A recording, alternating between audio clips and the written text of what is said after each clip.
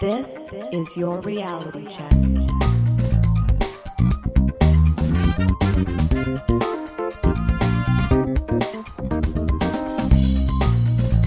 Hi everyone, and welcome to The Reality Check, the weekly Canadian show that explores a wide range of controversies and curiosities using science and critical thinking. This is the show for November 13th, 2019, and I'm your host, Darren McKee. With me, as usual, are Adam Gardner. What's up, cuboids? Christina Roach. Bon dia. And producer Pat. Hey, checkers. We have a great show for you today. Christina is going to explore whether Portugal has won the war on drugs. Mm-hmm. And then I'm going to give you a book review, Talking to Strangers by Malcolm Gladwell. But first, Adam, has China banned video games? That's a great question, Darren. Have you heard the news?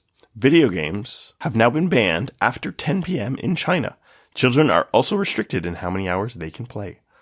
Or so it seems if you go by the reporting of the mainstream media.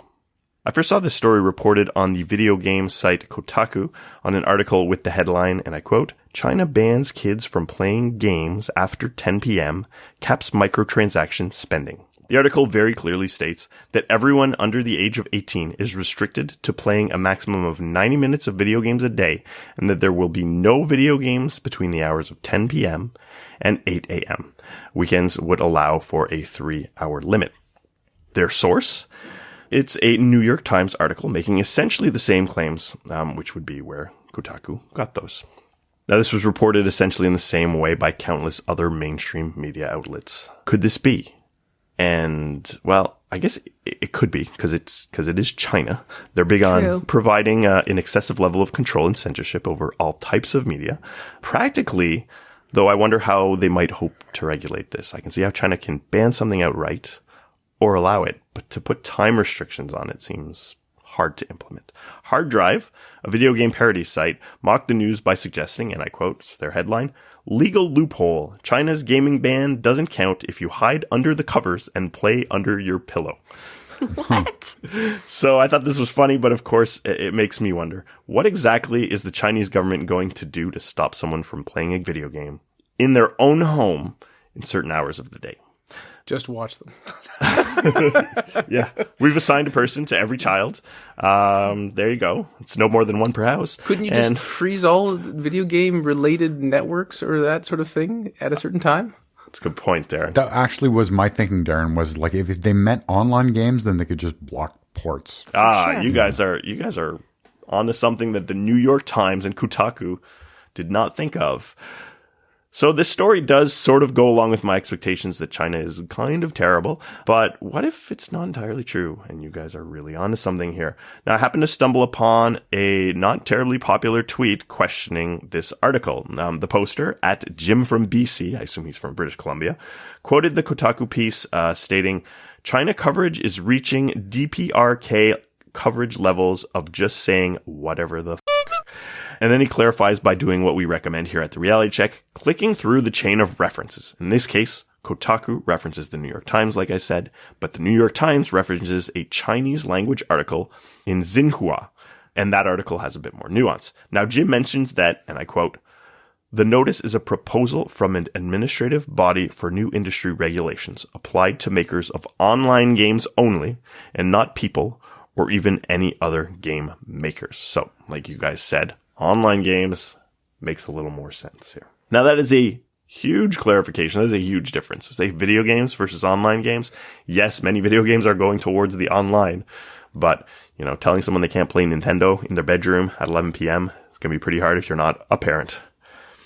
Now, full disclosure, I don't actually speak Chinese or read Chinese, but I have access to a technology that is also available to reporters at the New York Times and bloggers at Kotaku called Google Translate. Oh, snap. Now, it's not perfect, but it serves me well when I post about Sailor Moon news on my hobby website.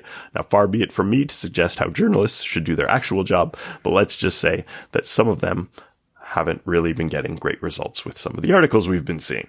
Now, in theory, a publication like the New York Times would have access to some sort of professional translator or some sort of system, and not just kind of plugging things into Google Translate. So, What is this article? What is this notice? Now, it's hard for me to understand the exact meaning of the word notice. We're talking about translation here, so there's always a potential for some loss. What word is the translation using versus what does it really mean to the person who's writing it? It translates to a notice on preventing minors from indulging in online games. So it's not really clear to me on what official stage this might be at. As in, is this a communication of new rules or suggestions how to go forward? But it is from the National Press and Publication Administration. This is a government body with the authority to set these guidelines. So this sounds like here's a thing that we want to be doing. How and when exactly this might be implemented is not clear. A lot of the articles talked about, starting today, China is banning those games, but, you kind of need the industry to get caught up and go along with it at some point. Now, the article is a sort of Q&A about the notice, and it has 6 measures, which I'm going to list here. Number 1, they want to force real name registration for online game accounts. Basically, they state that many minors use their parents' credentials to create an account and they use their phone or something like that. And they're trying to avoid this by identifying the age of the actual person playing. So instead of having kids and you think that it's the parent and you can't set these restrictions on them. Now, the contentious issue, like we mentioned, this is the time restrictions. This is the second point. It specifically states that online gaming services will not be provided to minors between the hours of 10 p.m. and 8 a.m. So this is the onus on those providing the games, not those playing the games. Limits of hours per day include 3 hours a day for statutory holidays and 1.5 hours a day for other days. Now, I'm not totally clear on the meaning of statutory holiday here. Generally in English, this means actual holidays, but this may be a translation issue where this refers to weekends. A lot of the articles talking about it talked about 3 hours on weekends. So they may just mean days where, it's not a school day, it's not a work day. Now, the notice here specifies that this provision is a requirement for online game companies and platforms, but also a guide for guardians. Now, this sort of explains how enforcement might happen. If it's an online game, which is what's being restricted here, it's up to the company running those game servers to set those limits. This is something you could easily do if those players have identified their age and they want to put a little bit extra code to keep China happy. But Adam, can't they just turn a blind eye if they're just logged in as the parents? I mean, how are they supposed to police Well, that? this is sort of where you're forcing real name registration, so it depends on how thorough they want to be with number 1. Right. If a child's parent is okay to go along with having the child use their name or use their credentials to go online, there's probably nothing they could do about it. Right. But then that sort of comes with, is the parent being a good, proper citizen? And that may mean something different to a citizen in China than it would here. Now, parents are not being asked to limit offline video game play for their children, though that may still be a generally good idea, no matter where you live. And if your children are playing video games after 10 p.m., maybe not a great idea. If they're 17, it's probably not a problem. If they're 8, it maybe is. Now, number 3 was a restriction on paid gaming services by age. So basically they say no paid services for children under the age of 8. Seems like not a terrible idea. For children between the ages of 8 and 16, a limit is suggested. The article mentions a recharge amount that is limited to 50 yuan, about $10 Canadian or 7 US. And I'm not totally clear of what that term means, but it might be sort of a single purchase maximum or a subscription maximum, right? Like a monthly subscription for an online game, for example. The max monthly amount for children 8 to 16 is 200 yuan or 38 Canadian or 29 US. One of those things that North American parents are like, can we have that, please? Oh, yeah. Well, and you've seen a lot of stories about this where a child will accidentally buy a bunch of Smurf berries or whatever it is and rack up a $20,000 bill or something like that, right? So, but people have been putting a lot of restrictions in place to avoid that kind of thing lately. Now, for users over 16, there's also a limit. So that recharge amount is 100 yuan. It's about $19 Canadian, 14 US, with a monthly amount of 400 yuan, $76 Canadian, or 57 US. So the idea here seems to be not only to restrict what kids are paying, but to avoid people getting out of hand and spending hundreds of dollars if they're getting addicted to online games like the online games want you to be. The fourth idea was to strengthen industry supervision. So this relates to setting a time limit for the company to apply whatever changes they're talking about. So when we're talking about this notice, obviously we can't expect all game companies to have set these new rules tomorrow, so they must have some sort of limit in there. There was no specifics on what that was. Number 5 is age limits for inappropriate content for certain ages. Now there's a reminder in there that it's not related to Western style grading, because all harmful content, such as pornography, bloodiness, violence, and gambling, are not allowed in any games, including those for adults. So if you've got a game that's rated, even teen, probably not going to do well in China. An M for mature, there's no way that's getting by. Interesting. And that's, that exists already. That's not really a new rule. And 6 relates to guiding parents and schools to set proper online game consumption habits. So telling parents how to do their jobs, basically. So that's a lot to take in. But the main takeaway here is that this notice relates only to online games. China is not and could not easily put restrictions on the time and amount that people play video games. No, online games are the target here for some decent reasons. They're more habit forming by design. Their business model has people getting addicted to the games so that they can buy upgrades through microtransactions or keep paying a subscription and never cancel. Single player games, like many console games, make their money on the original sale, and aside from a potential sequel, they don't require the same kind of addiction to be profitable. If a game's got aftermarket microtransactions, then the game might be more designed to be addictive. Online game kind of needs to be addictive if they want it to be successful. That said, single-player games often have microtransactions now, particularly for mobile games. Yeah, absolutely. So that's sort of a different business model we're seeing. And a lot of those games do end up being more addictive. And I think that's what a lot of this is trying to target as well, right? Yeah, they call it pay to win, right? It depends. Some games are pay to win. Some games like Fortnite, there's a lot of things that you can buy, but a lot of them won't necessarily confer an advantage in the game. But it's still, the kids are addicted to the games and their kids are talking about it at school. So everyone wants the skin or the sickle or whatever they want. So this news seems a bit shocking, but, is it really all that unheard of? China generally has severe levels of censorship in all aspects of life. Internet access is limited through the Great Firewall of China. Only select movies are released in the country. Not all that many games are released there, including anything with content deemed inappropriate, including anything which says anything bad about the Communist Party of China. Recognizing Taiwan or Tibet as independent countries is one way to make sure your game is never released in China. And as an example, console gaming was banned in China from 2000 to 2013. So there were no Xboxes or PlayStations during that time. They're not exactly free to do whatever they want with their games. So what does this really mean? China is a huge market. There's a lot of people there. There's a lot of money there.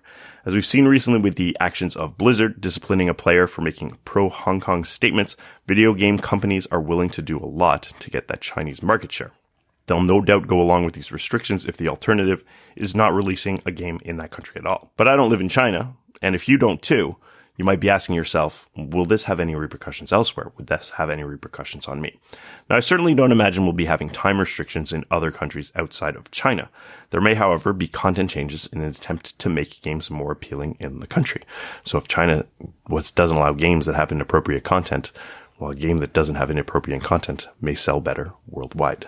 Now, you may have noticed, for example, a growing number of Chinese actors or locations in Hollywood films. So trying to get that money, trying to get that big market. Now, we can ask ourselves if the choices and these rules that they're setting seem justified. As a parent and someone who played a lot of games as a child, it seems like putting limits on gaming or electronic devices such as phones and tablets certainly seems like a good idea, or a good idea if you notice that your children are playing a little too much. These games and devices are addictive and they're designed to be addictive. So if they get addicted to them, it means they're working. Now, I would certainly not feel comfortable with the government regulating this type of thing in my own country. If someone tried to do that, I'd make my feelings known by voting for another party. That is the beauty of democracy.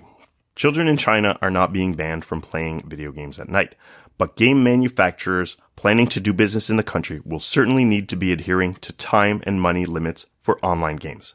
This is bad news for the people of China, who have historically not enjoyed the freedom to play the games they might want to, but there's not much they'll be able to do about it if they aren't happy with it. What effect, if any, this may have on the international gaming market remains to be seen. And whether you've noticed it or not, China's market has already impacted the entertainment industry in many ways. I think it's interesting to explore this issue, aside from the poor translation, perhaps, of popular media, and that they could do a better job of things, on what seems like an obvious restriction on personal freedoms that may be beneficial. Yep.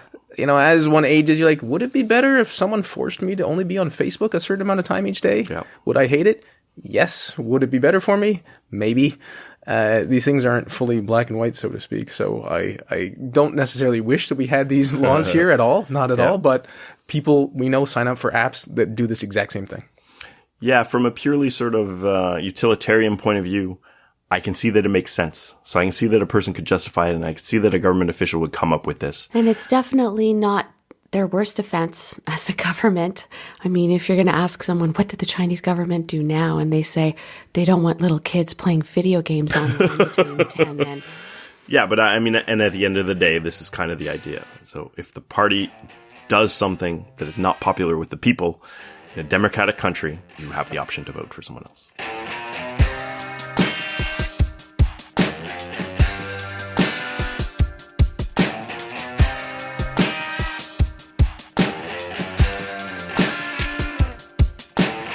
When I think of the best wars that humanity has ever waged, the war on drugs is one of the best. But are you saying Portugal's lost this or won this, Cristina? Well, I've been sitting on this one for a while, Darren, and a recent HuffPost article finally gave me that extra kick in uhabu, which is Portuguese for butt, by the way. Nice. The article published November 9th by Luís Faria is titled, Portugal Solved Its Drug Crisis, Why Can't America Do the Same? Gonna be straight up, guys. I'm gonna lead with the punchline. In 2001, Portugal took a radical step and decriminalized drugs. This was kind of a big deal because it was the first country in the world to decriminalize the consumption of all drugs. Everything. Now, obviously, this is a complicated issue. I can't possibly get into all the nitty-gritty, which is why I link to many well-researched and well-written articles that get into the nuance of what's happened since decriminalization. I just hope I can present a measured overview for you guys. When you Google Portugal and decriminalization, many stories pop up with related headlines to HuffPost. In 2018, Time magazine published, Want to Win the War on Drugs? Portugal might have the answer. A 2017 Guardian article's headline reads, Portugal's radical drugs policy is working. Why hasn't the world copied it? Journalist Susana Ferreira states right in the subheadline, since it decriminalized all drugs in 2001, Portugal has seen dramatic drops in overdoses, HIV infection, and drug-related crime. If you think about it, I mean, they've had 18 years to study the impact of decriminalization, right? So they should be a pretty solid model at this point to other countries. So let me give you guys some background. Portugal is a beautiful country in southwestern Europe where my family is from. I was born on the island of Terceira in the Azores and immigrated to Canada as a kid long before Portugal started grappling with a very serious drug problem. And there was also a dictator in power still, Antonio de Oliveira Salazar. When Portugal came out from under 40 years of authoritarian rule, couple of gems, by the way, Coca-Cola was banned and you required a license to own a cigarette lighter. So Portuguese people had been suppressed. Now, new markets opened up, and with them, the influx of drugs like heroin. They were all of a sudden like teenagers whose parents were away on vacation. But this came at a price. Now, things took a downturn in the late 70s, and the epidemic peaked in the late 90s when 1 in 100 people were reported to be addicted to heroin. Wow. Yeah. Some context, Portugal's population in 2001 was 10.3 million. In 2019, it's around 10.2 million. Portugal also had the highest rate of HIV infection in all of Europe, which I guess is not too much of a surprise.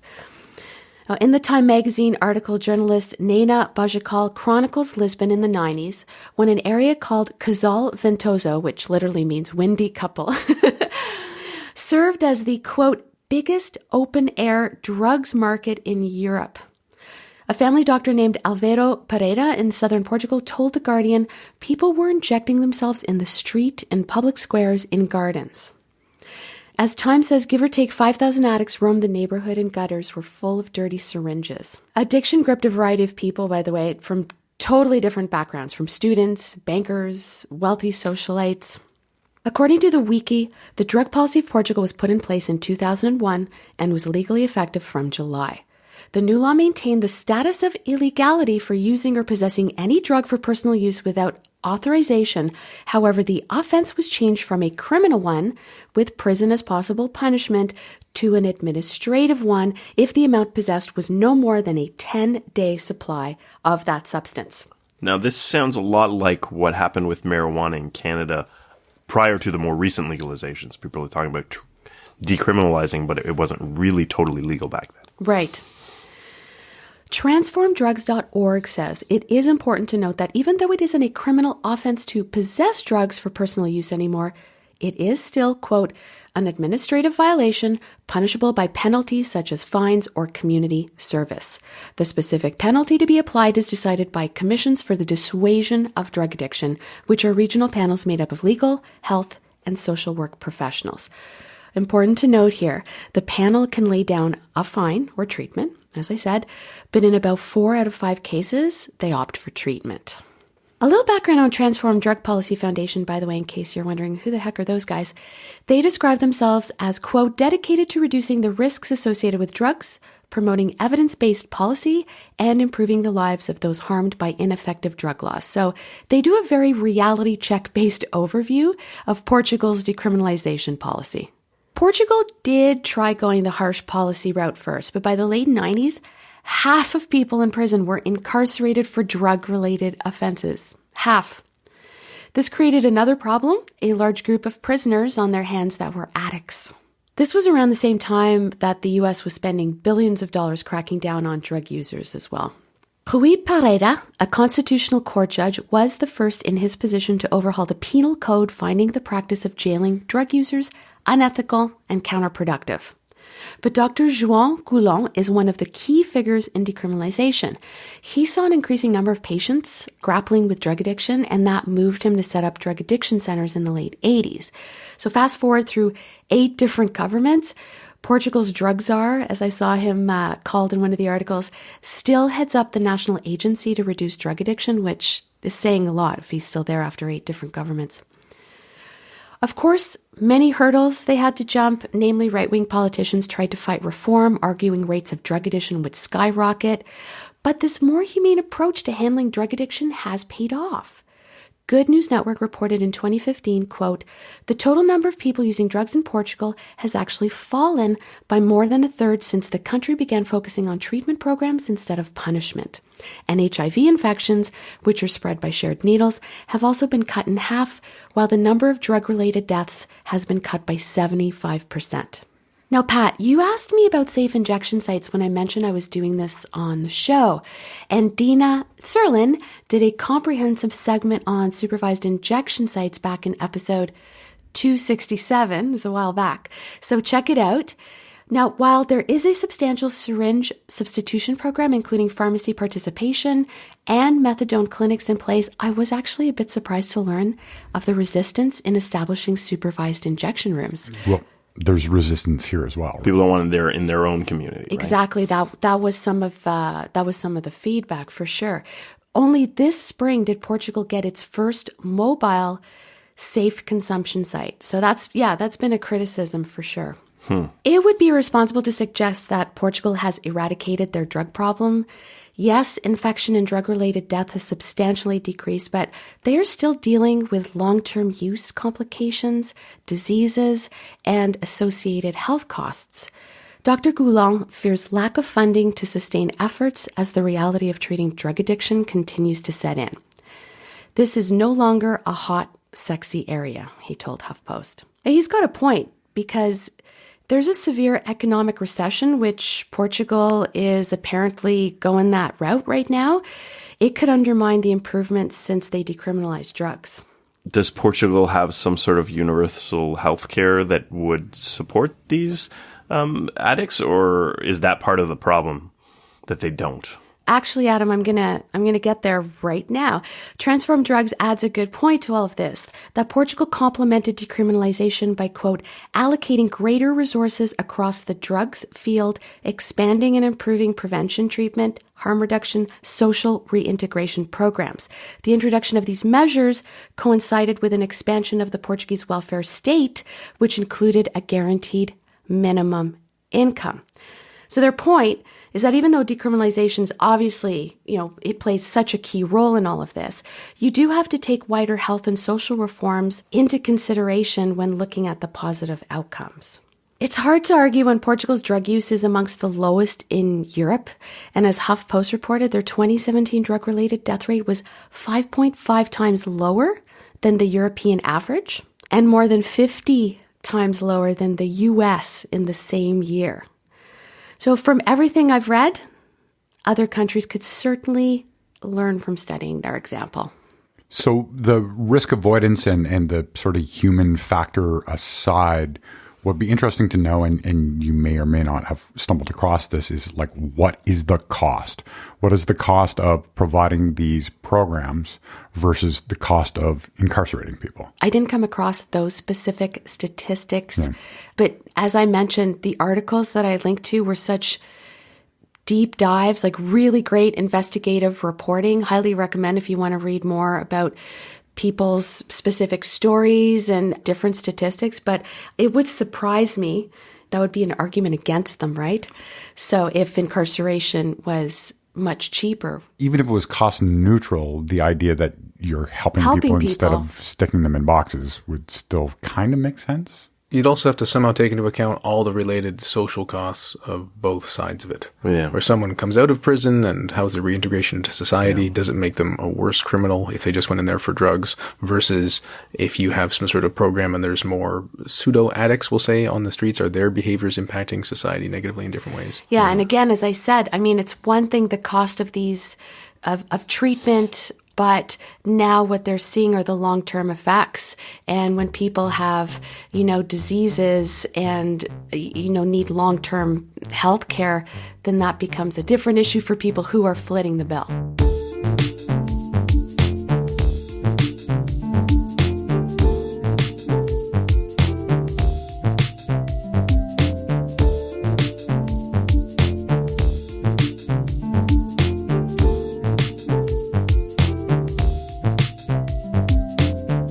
Thanks, Cristina. And now I want to talk to you, listeners, about the book, Talking to Strangers, by Malcolm Gladwell. Subtitle, What We Should Know About the People We Don't Know. It's a good exploration about how nearly all of us are bad at determining when someone is deceiving us, and how luck is important in understanding why people do what they do. That's my quick summary of the two main ideas in the book. Gladwell is a good writer, and he knows how to write compelling narratives, especially to aid in the communication of interesting ideas. In the past, I've been critical of Gladwell because I felt he would sacrifice accuracy for narration, and often only give people a superficial understanding of an issue. For example, many people know about the idea of 10,000 hours of practice being what it takes to create an expert, because Gladwell had popularized that. But it isn't really true, as confirmed by the actual researcher, who I think said this on Freakonomics. As I've aged, I think I've softened on Gladwell, mainly because I realize that for many people, they won't be reading a more complicated book on the subject that he's talking about, so something is better than nothing. Additionally, the ideas that he explores are worthwhile, and I think that many of his main messages overlap with my worldview and even what we promote on this show. In Talking to Strangers, Gladwell's main points are that brains are biased towards thinking that 1, people tell the truth, and 2, people understand what we say and mean when we interact with them. These are referred to as the default truth mode and transparency. He expertly weaves scientific research into interesting case studies to make his point. One could say that's his jam. Additionally, when discussing situations where one or all parties have acted poorly or horrendously, he starts with compassion instead of condemnation and attempts to unpack how things went awry or got so very wrong. I think this is the right approach. Regular listeners will know that I don't think we have the ability to transcend our causal context, so starting with compassion makes sense to me, even if the conclusion is rightful condemnation. To solve or reduce problems, one has to understand what is happening. The book helps provide a clearer view of people and our malfunctions, is one way of looking at it. So for some examples, he gives the case of double agents and those in the world of espionage. There was an agent who was a double agent for Cuba, and no one knew that she was a double agent. So the people in the intelligence community didn't know. Her brother, who was in the FBI, didn't know. Her boyfriend, who was also in intelligence, didn't know. And you're like, how did all these people not know? It's their job. And apparently they're terrible at knowing all of these things most of the time. Another interesting tidbit was that suicide and crime are often coupled to a place and time. This is the idea of things being coupled or decoupled or displaced. For example, some people think that if a criminal doesn't commit a crime on Tuesday, because the cops are nearby, he'll then commit an extra crime on Wednesday, assuming he's committing one crime a day, say. And that's not quite how it works. And somewhat similarly with suicide, if someone has a plan to kill themselves, and then there's something that blocks them from killing themselves, it doesn't mean they'll just I'll just reschedule till tomorrow. It often just never occurs. And this is why you could put a railing up on a bridge and it actually prevents suicides. Oh, wow. Not just on that bridge, but in general. Yeah. Now you could say, well, if someone really wants to kill themselves, they'll just hop the fence and jump off the bridge, but they don't. Like sometimes you just need a little bit more effort to try to achieve the goal, and people change their opinions. Some spoilers for the next minute, if you're worried about book spoilers.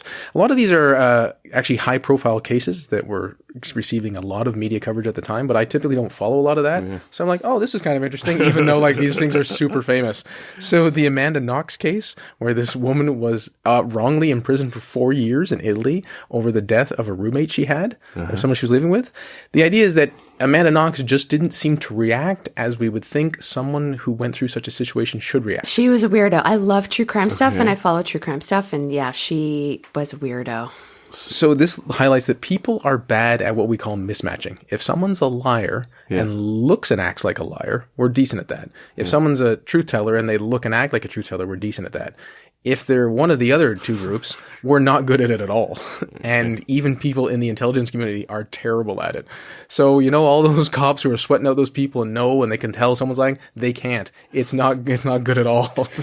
And so with Amanda Knox, she acted oddly, quote unquote, and that was a large reason why she was found guilty initially and imprisoned, even though there was little evidence and she didn't, you know, she expressed some remorse in some way, but she was just an odd person in different ways. Okay. And people also manifest grief differently. He talks about Brock Turner, the very famous assault case on a college campus, and that he's mainly using as a opportunity to talk about just how often alcohol is involved in almost all sexual assault cases on campus, and how, yes, sexual assault is a problem in and of itself, but if it's linked to alcohol 95% of the time, there's other things going on. And he uses that then to say, well, a lot of people think that alcohol reduces your inhibitions. And he thinks that that's an outdated theory, and it's more that people focus on what's immediately in your environment. It's not that having alcohol then reveals who you are as a person.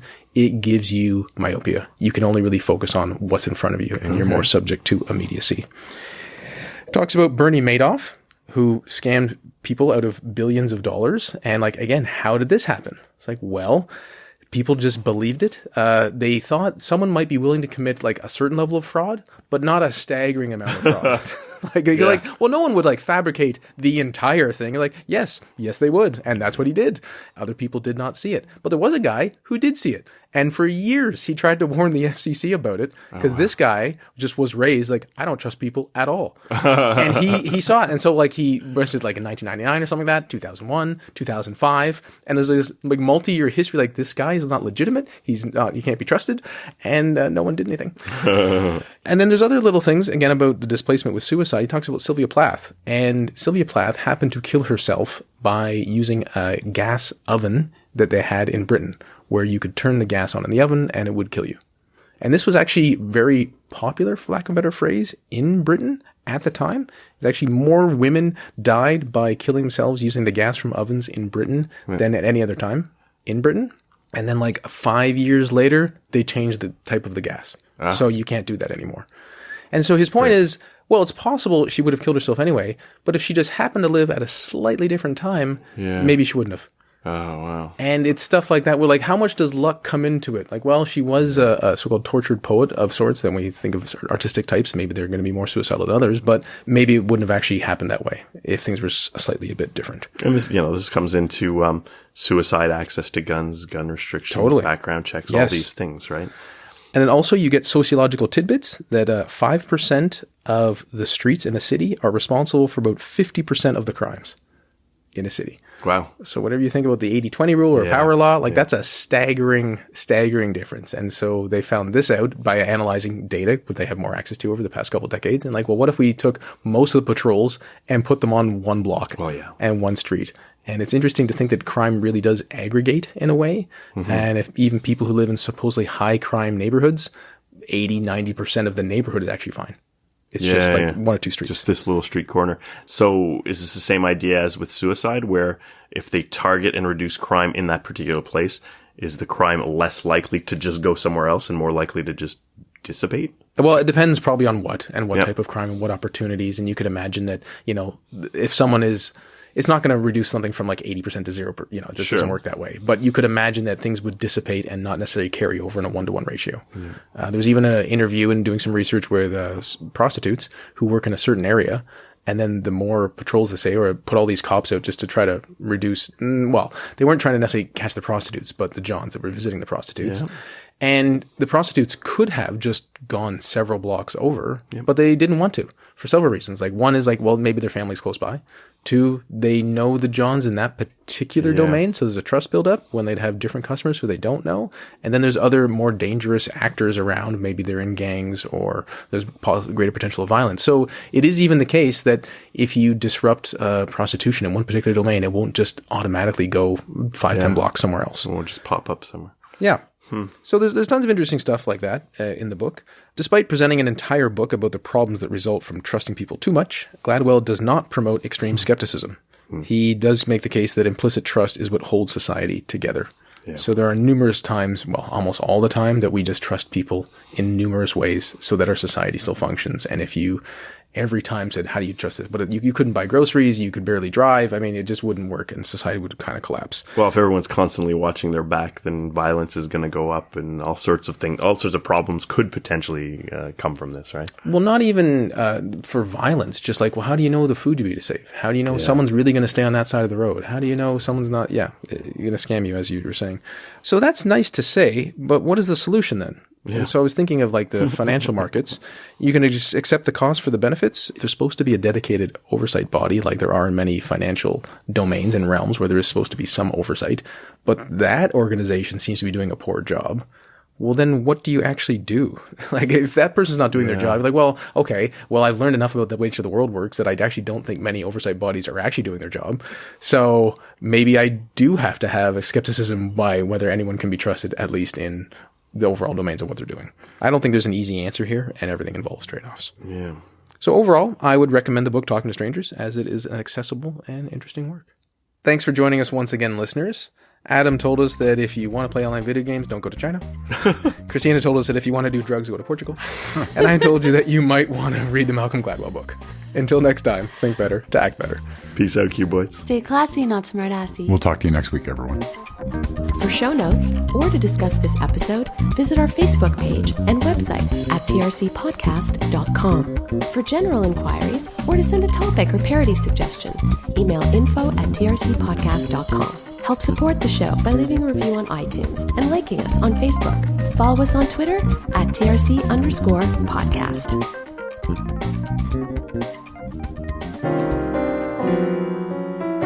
Outtakes. And now we turn to Cristina. Oh, Katrina. Too many words want to come out of my mouth at the same time. Who's Katrina, Darren? Oh. Your other some co-host I don't know about? I don't have a second podcast, guys. Wouldn't that be confusing? Wouldn't that? What? What? And it's like a pro UFO podcast or something. Did you want to say something, Pat? No. Oh, okay. That's how I sounded like a teacher. Did you want to say something, Mr. Rich? Do you have enough nicotine lozenges for the rest of the class?